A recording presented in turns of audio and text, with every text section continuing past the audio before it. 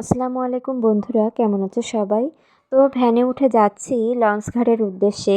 শুক্রবার BCS exam ছিল, মূলত পরীক্ষা দেওয়ার উদ্দেশ্যেই যাচ্ছি। তো 200 টাকা দিয়ে অ্যাপ্লাই করে 200 টাকার মায়ায় পড়ে পরীক্ষাটা দিতে যাচ্ছি। এদিকে প্রিপারেশন জিরোর কোঠায়। তো যাই হোক, এই লঞ্চঘাটে কিন্তু চলে আসলাম। তো লঞ্চঘাটে কিন্তু এখনও লঞ্চ এসে পারিনি, 5:30টায় লঞ্চ ছিল। তো লঞ্চঘাটের পরিবেশটা কিন্তু খুবই ভালো। আগে কিন্তু মাঝে মধ্যে আমরা এখানে ঘুরতে আসতাম। তো এসে এখানে কিছুক্ষণ অপেক্ষা করা লাগছে লঞ্চের জন্য। তো কিছুক্ষণ দাঁড়িয়ে থাকার পরে কিন্তু লঞ্চ চলে আসছিল।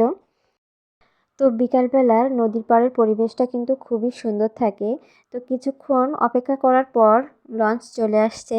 তো এই লঞ্চে করে কিন্তু খুলনার উদ্দেশ্যে রওনা হব। আসলে ভিডিওটা আপলোড দিতে একটু দেরি হয়ে গেল। পরীক্ষা দিয়ে আসলে মন মানসিকতা খুব একটা ভালো ছিল না। এজন্য আপলোড দিতে একটু দেরি হয়ে গেল। তো যাই হোক, লঞ্চে কিন্তু উঠে পড়লাম। আর এটা কিন্তু লঞ্চের ছাদ। লঞ্চের ছাদে উঠে একটু হাঁটাহাঁটি করছি। আর খুব বেশি ঠান্ডা বাতাস ছিল লঞ্চে, নদীতে খুবই বেশি ঠান্ডা। আর চারপাশের পরিবেশটাও দেখছিলাম। তো এখন কিন্তু অনেক ভোরবেলা, লঞ্চ চলে আসছে খুলনাতে। তো এখনও বাইরে সূর্যের আলো ওঠেনি, খুব ভোরেই চলে আসছিল। এখনও কোনো মানুষও কিন্তু লঞ্চ থেকে নামেনি। বাইরে একটু পরিষ্কার হলেই সবাই নামবে লঞ্চ থেকে। তো আমরাও কিন্তু ভোরের আলো ফুটলেই লঞ্চ থেকে নেমে পড়লাম। তো এই লঞ্চে করে কিন্তু খুলনাতে আসছি।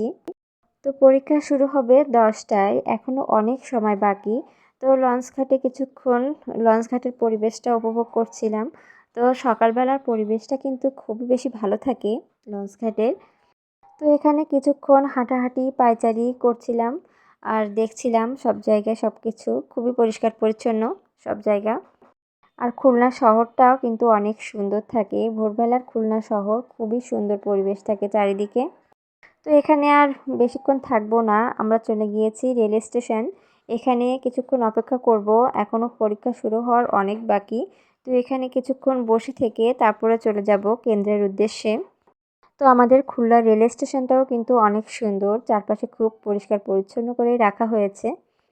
তো এখানে কিছুক্ষণ হাঁটাহাঁটি করে সময় কাটাচ্ছিলাম। তো কিছুক্ষণ পরে কিন্তু আমরা চলে যাব, রওনা হব কেন্দ্রের উদ্দেশ্যে। আর দেখছিলাম কোন ট্রেন কখন ছাড়ে।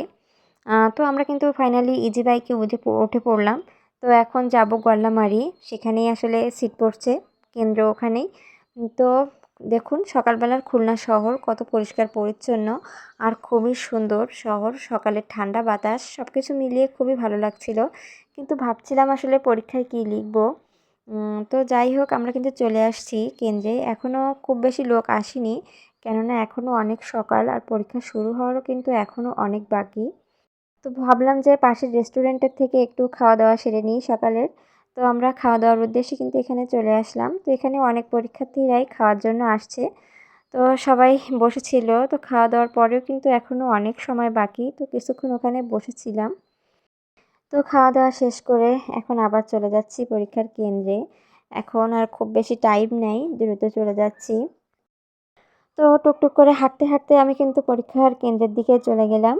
তো সেখানে যেয়ে দেখি বাবা সবাই লাইনে দাঁড়িয়ে আছে, সবাইকে সিরিয়ালি কেন্দ্রে ঢুকানো হবে।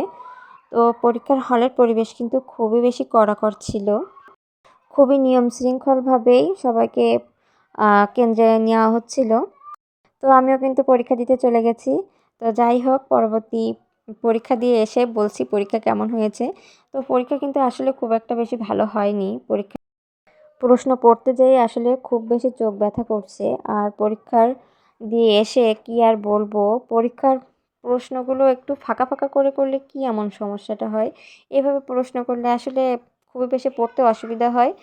তো খুবই পরিমাণে চোখ ব্যথা করছে পরীক্ষা দিয়ে, আর পরীক্ষার প্রশ্ন পড়ে শেষ করতে পারিনি।